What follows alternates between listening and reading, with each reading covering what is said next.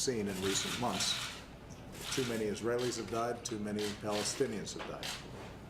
And at this difficult time, I think it's important for both Palestinians and Israelis to try to work together to lower tensions. All right, folks, joining us now, Democratic strategist, Newsmax analyst, and president of Sheinkopf Communications. Hank Sheinkopf is here. I want to ask you, the two, I mean, all the disturbing images and facts that came out of the terrorist attack. But to hear the President of the United States react to that, even if it weren't four rabbis, even if three of them weren't American, even if they didn't use meat cleavers, I mean, there was, he's sitting there like he's reading the statement, like he's commenting on the GDP numbers, and and hey, too many Palestinians have died too, no big deal, we got to work now. We got to come to some agreement here. What is going on here? Where's the outrage? Because dead Jews are permissible. If you look at the history of the world, when you kill a lot of Jews, you have world conflagration. This has been going on for a long, long time. The Europeans experienced it constantly during the wars where they then killed Jews. They didn't kill each other. He doesn't understand history, and he's doomed to repeat it. The reality here is that it has never been happened before that I can recall, or anyone else with a brain can recall, during this conflict, that people have purposefully gone into synagogues or holy sites and butchered people. Only ones who have done this, by the way, are our cousins, the so-called Palestinians. It's absolute nonsense. The appropriate response should have been, today I am ordering the FBI and the United States Marshal Service to seek out the murderers of these Americans, as we do throughout the world, to arrest them and to bring them to the United States for trial.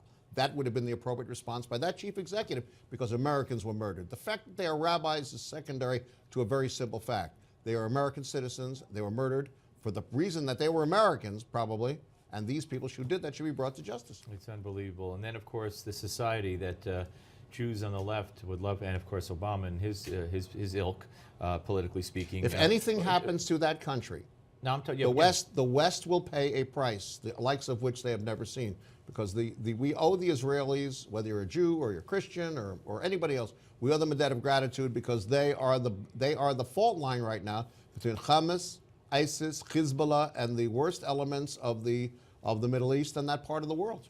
What kind of price will the West pay? From whom? The West will pay a terrible price, because if you look at the Obama foreign policy, which is exactly wrong, where you say to people, where you don't stand up for America, where you don't show pride in American accomplishments and opportunity, where you incessantly bow your head, you let the Iranians build the bomb and call that an agreement. The price the West will pay is that there's a wonderful word in the Hebrew called friar, a sucker, but it's much more so. When your enemies see that you're a friar, they come to take your head off your shoulders. Right. This is not about let's make a deal. This is about who wants to kill who. Yeah. These so-called Palestinians and the others have told the West what they intend to do. Right. When a lunatic tells you he intends to do something, you must pay attention. All right. Let's talk about President Obama. I know no natural lunatic segue there implied. His executive order tonight, politically speaking, good move? Look, it doesn't hurt him politically. What he's trying to do, likely, is to make the Senate look like fools and lunatics on the right, because if they do that, then the Democrats will be able to take back the Senate in 2016. You mean if they defund the executive order? Correct. And then in reality, the president doesn't sign it, and he shuts down the government. Nonetheless, the media will say the Republicans did. But who will in actuality be responsible? In actuality, the president will be responsible, but it's a smart confrontation. I worked for a president named Clinton when the Republicans did shut down the government. We won the battle. Whenever that happens, the public becomes the victim as opposed to an ancillary party in it. But you admit that the media will portray it and already have started. They're asking now, will the Republicans shut down the government over this? But it'll be the president who shuts it down. You said that, right? The New York Times will absolutely make this into an attack on the president and Democrats.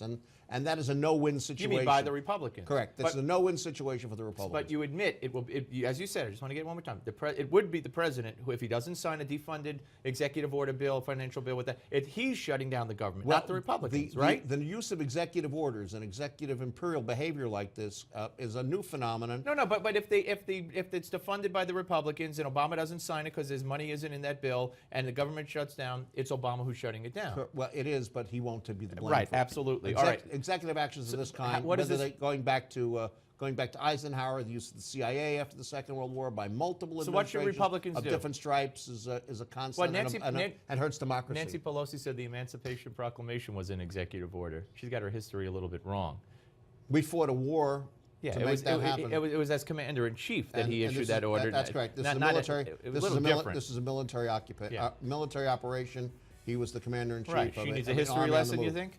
Well, look, people think about things in ways they think about them, whether they're right or wrong. All right. All right. Great to see you, sir. Always a pleasure. And always good to see you. Thank you for Hank having me on. Sheinkopf, ladies and gentlemen, and we will be back. Before we go, I want to let you know we have a special live coverage tonight of President Obama's immigration speech. 8 p.m. It all starts here. Then a special documentary, I Killed Kennedy. 8 p.m. Eastern. Don't miss it.